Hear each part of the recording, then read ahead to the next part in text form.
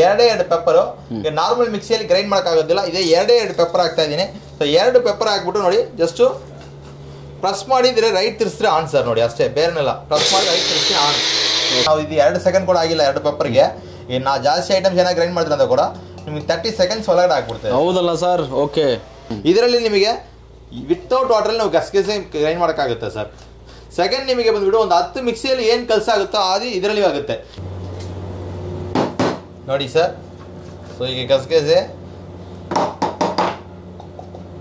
ಓಹೋ full powder ಆದಂಗೆ ಆಯ್ತು. ಹೌದು ಸರ್, ಫುಲ್ ಪೌಡರ್ ಆಯಿತು. ನಿಮ್ಗೆ ಗೊತ್ತಾಗುತ್ತೆ.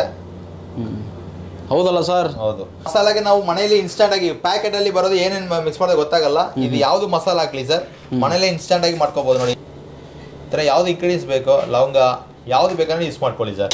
ನೋಡಿ ಸರ್, ಎಷ್ಟು ಟರ್ನ್ ಮಾಡಿದೀನಿ, ಆಫ್ ಆಯ್ತು. ಪ್ಲೇಟ್ ಸ್ಟಾಪ್ ಆದ್ಮೇಲೆ ತೆಗಿಬೇಕು ಸರ್. ಓಕೆ. ನೋಡಿ ಮಸಾಲ ರೆಡಿ, ಗಾಮಗಂಬುರ ಮಸಾಲ ಬರ್ತದೆ ನೋಡಿ ಸರ್.